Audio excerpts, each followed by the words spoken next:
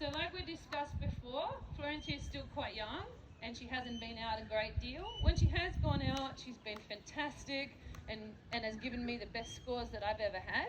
So I'm just going to let her have a little look at these signs. Good. And because she's clever, she doesn't particularly mind them. She's clocked what it is. Good. Good girl. And do you notice that I don't take her on a short rein and try to put her on the bit when she's worrying? I will, if they're out of control, definitely I put them on the bit to get control of them. But if I can, if they're worried, if I can get away with it, I will actually, in my whole body posture, be completely relaxed, even if I'm ready for them to do something. And I will keep the rein completely relaxed. So I'm basically saying to the horse with my body language, with my voice, with my heart rate, there's nothing to worry about, nothing to see here.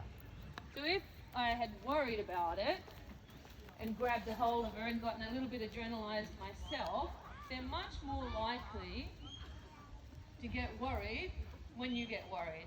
And it is a scientifically proven fact that when your heart rate goes up, the horse's heart rate goes up in direct comparison to yours. So the worst thing you can do when your horse is afraid is to get afraid and adrenalized yourself. Right, so today we're going to play around with flying changes.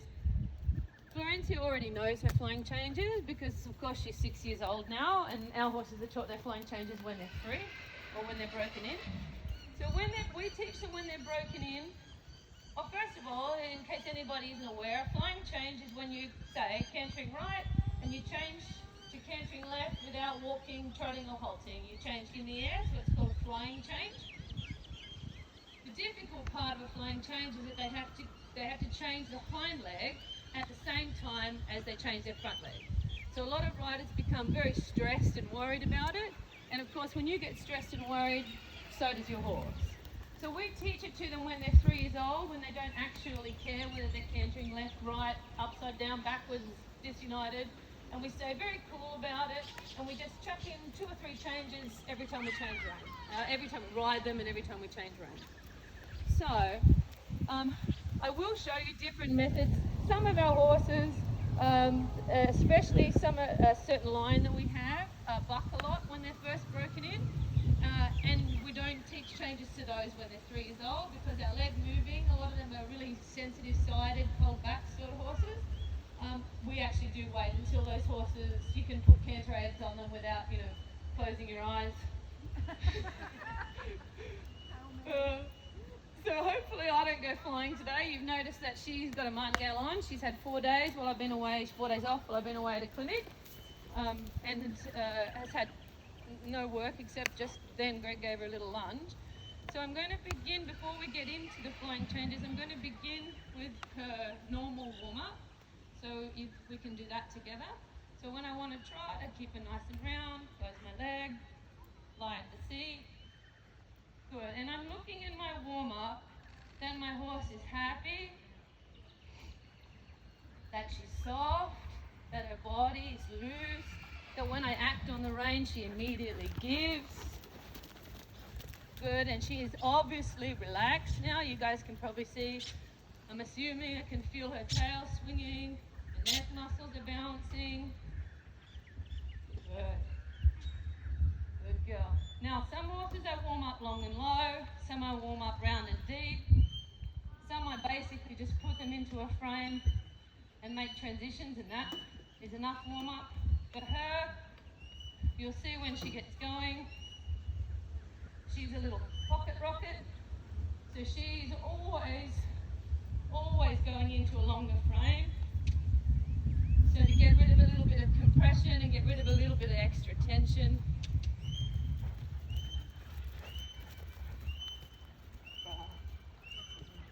Now she is a little behind my leg, so you're going to see me just, without creating tension. So in the beginning you're going to see my leg moving a fair bit, because I was just kicking her along a little bit. Now I want to get my heels down, and I want her to take me. Without getting all lit up and overexcited, I want her to trot by herself. So I'm just tapping her with my inside leg. Then I tapped her with the whip because she didn't listen. So in a dressage test, You need your horse to be sensitive to the leg, but also completely relaxed. And those two don't always go together. So even in my warm-up, I'm saying to her, are you listening to me? Are you taking me? Can I bend left? Yep. Can I bend right? Yep. Can I change the rein without any interruption in your lower neck muscles? Yep. Again, I double check, the jaw's a bit locked there. I bend right, I bend left, I give her a pat. Good, and if she didn't warm up nice, it wouldn't matter who was watching, what demonstration I was doing, I would stay in this warm up with her until she was loose and ready to go. I always get her everywhere very early. I always get her to a show about 2 hours early, just in case she's feeling particularly rocket fueled. Good, and then I'm just doing a bit of long and low, just to make sure she's completely relaxed. Good, and then I'll do a little bit of 2-point just to warm myself up. The 2-point frees the back, but it also helps me stretch really well through the ankle, through my hamstrings. And as some of you might know, I have new legs, so I make sure that I have plenty of time to warm up too. And no, I didn't injure them. I just rode horses all day, every day since I was about 8 years old. And they got bow legs, which just, unless you're supposed to have bow legs, that wears all your joints out, so I have to get some new ones. Good. Right, so I now have a completely relaxed horse, listens to my voice, my weight. I don't have to hold her. If I want a round, I can have a round.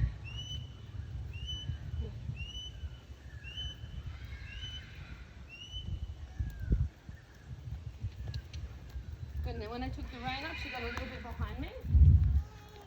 Good, and I don't chase her away. I just say, come on, keep stepping up under your center of balance. Stay with me, buddy. Good. So a flying change, everybody has different ways that they like to teach it. The main thing to remember is for the horse, it is a mental exercise. They can do it easily without us. Don't get stressed. Don't let them gallop.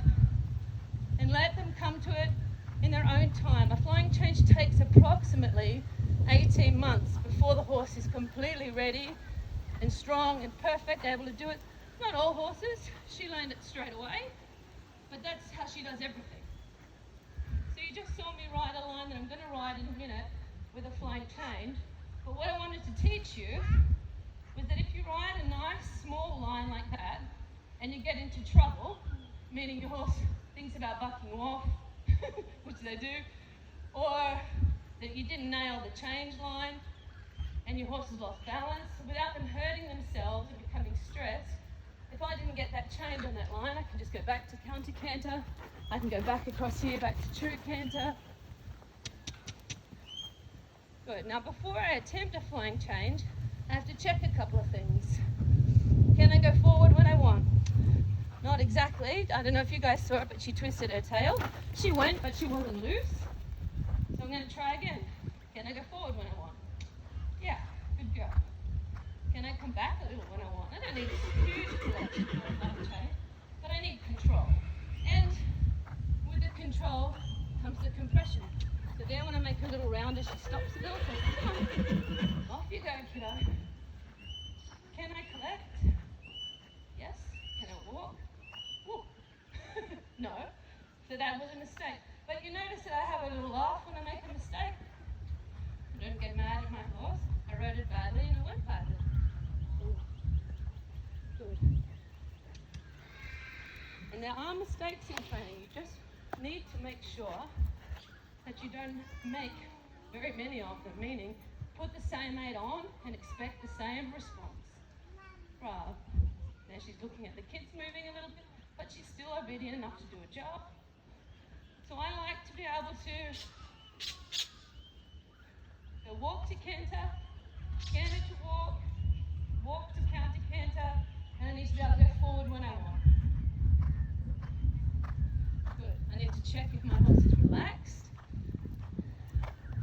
Yep, she's relaxed. Because you don't, whilst flying changes do create a little bit of positive tension, you don't want like actual tension. Good.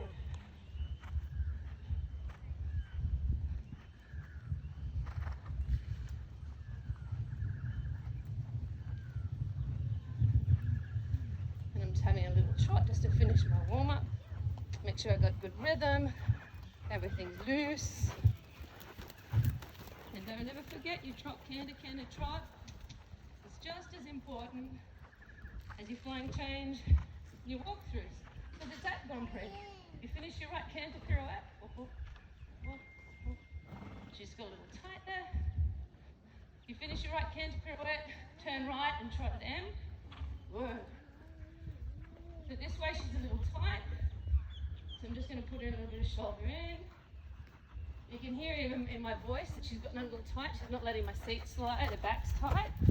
So I'm very mindfully loosening my back. I'm saying, come on, go forward for me. Yeah, and then she was really tight there. And that is a little mistake in the connection, that she gets a little bit, she fell over once when she was a 3-year-old, and when she's fresh, she gets a little tight, it hurts her a little bit, and she jumps up like that. So I don't do anything with this mare until I can go forward, back, and loose. Bravo. And I'm very mindful that everything that's done with Ren is done with kindness, cleverness. Good. Right. Good. So we're going to do that again. I just did that one just to let you see it. Now I'm going to talk you through it. And I'm just riding it in a working canter, not even a collected canter. Allowing the neck to just push through gently. So I'm turning with the left rein, eyes up. I'm pushing the left neck over to the right. I close the right. Good. Open the left and move my leg. Good girl. Neck down. So if she'd gotten really tight on the line like that, for instance, I wouldn't have done the change. I would have just gone around and counter canter. Doesn't matter. Good.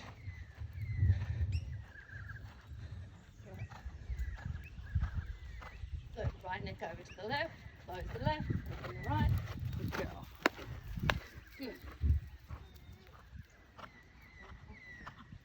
Hey, come. So she's a little nervous. And I didn't ride that very well. Right.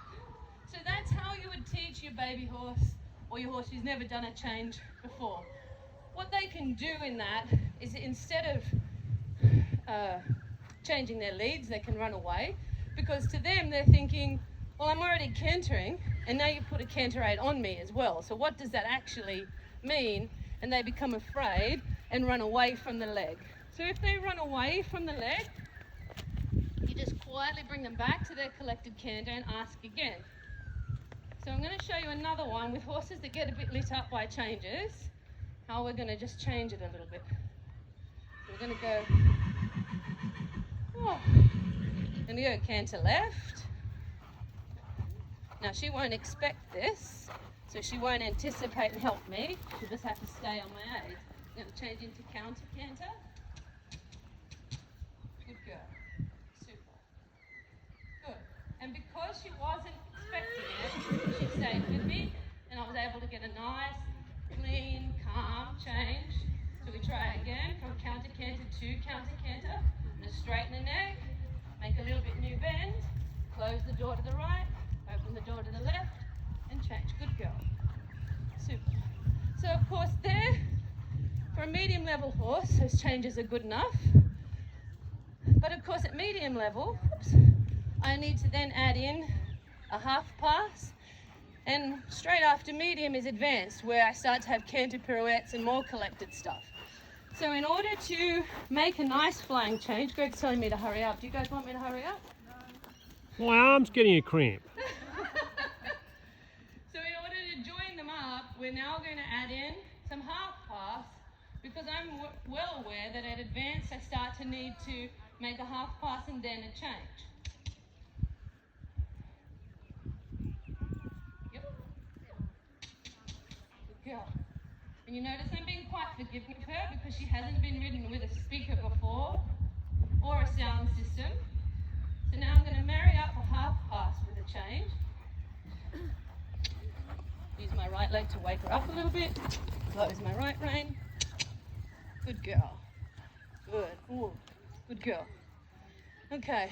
Now because Greg's arm's getting tired, I'm going to come around and ask you guys some questions. Feel free to be very open if you have any questions. No questions are stupid. Ooh.